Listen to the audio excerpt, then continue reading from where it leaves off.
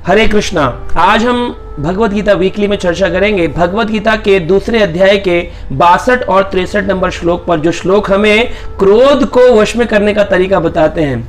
कहा गया है इन श्लोकों में, ध्यायतो विषयान पुंसा संगस्तेषु उपजायते, संगा संजायते कामा, कामात् क्रोधात् अभिजायते, क्रोधात् भवति सम्मोहा, सम्मोहात् स्मृति विभ्रम, स्मृति भ्रशांत बुद्धिनाशो, बुद्धिनाशात् प्रणश्यति।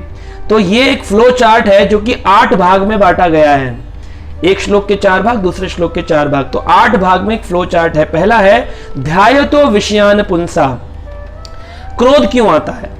तो भगवान बता रहे हैं कि जैसे ही किसी विषय का हम चिंतन करते हैं, ध्यायतो विषयान पुंसा संगस्तेषु उपजायते, उसके साथ मेरा अटैचमेंट हो जाता है। संगा संजायते कामा, उस अटैचमेंट से, उस संग से मेरे मन में इच्छाएं जागृत होती हैं। संगा संजायते कामा, और वो काम ना पूरे होने पर, वो इच्छा पूरी ना होने पर क्या होता है? कामात् क्रोधात् अभिजायते, काम ना पूरे होने पर क्रोध उत्पन्न होता है। आप कहेंगे कैसे?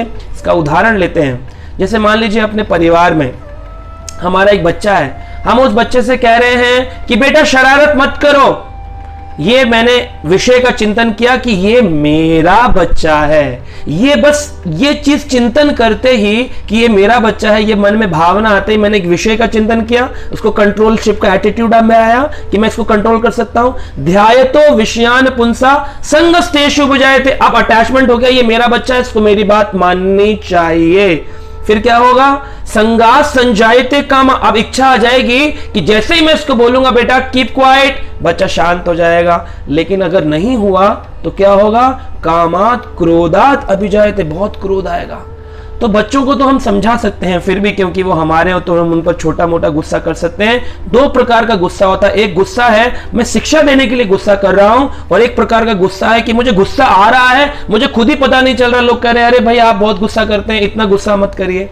तो ये गुस्सा, ज्यादा गुस्सा आना हमारे स्वास्थ्य के लिए हानिकारक है। कभी कभी हमारा गुस्सा दूसरों पर फटता है, कभी कभी हमारे मन के अंदर फटता रहता है, और हमें अनेक प्रकार की बीमारियां हो जाती हैं। इसलिए हमें इस गुस्से को वश में करना है। आगे भगवान बताएंगे नर्क का द्वार है काम, क्रोधा, लोभा, ये 3 नर्क के द्वार बताए गए हैं। अगर व्यक्ति क्रोध करता रहेगा तो उसको नर्क मिलता है। इसलिए व्यक्ति को प्रयास करना चाहिए कि अपने एंगर को कंट्रोल करे। क्यों? आगे भगवान कहते हैं क्रोधात् भवति सम्मोह, क्रोध आने से कभी कभी इतना सम्मोह हो जाता है, इतना इल्यूजन हो जाता है, मुझे पता ही नहीं चलता। मेरा ज्ञान जो है, जैसे आत्मा के अंदर ज्ञान है सत चित आनंद, तो चित मतलब पूर्ण ज्ञान, मुझे ज्ञान है, लेकिन मेरा क्रोध उस ज्ञान पे ऐसा आवरण कर देगा, कार्य करने योग्य क्या है, न करने योग्य क्या है, कार्य अकार्य में मैं भेद नहीं कर पाऊंगा, सम्मोह, इल्यूजन आ जाएगा। क्रोधात् भवति सम्मोह, सम्मोहात् स्मृति विभ्रम, और मैं भूल ही जाऊंगा बुद्धि में कि क्या करना है, इस समय क्या डिसीजन लेना चाहिए। जैसे हमारे पास बुद्धि होती है, आग के हम डरते हैं, आग में जाऊंगा तो जल जाऊंगा, क्योंकि हमने कई लोगों को जलते देखा है, या हमारा खुद का एक्सपीरियंस है, खाना बनाते में या कैंडल जलाते में हम जल चुके हैं, तो हमें पता है आग को स्पर्श करने से मैं जलूंगा। तो जैसे हम आग के पास जाते हैं, बुद्धि काम करती है, कहती है आग के पास मत जाओ, और हम तुरंत अपना हाथ पीछे खींच लेते हैं। कार चलाते हैं, हमें पता है कि एक्सीडेंट हो जाएगा, तो ऐसे ही जब ट्रैफिक आता है, सामने से कोई कार आती है, हमारा पांव ब्रेक पे जाता है, बुद्धि कहती है रोक दो, हम रुक जाते हैं।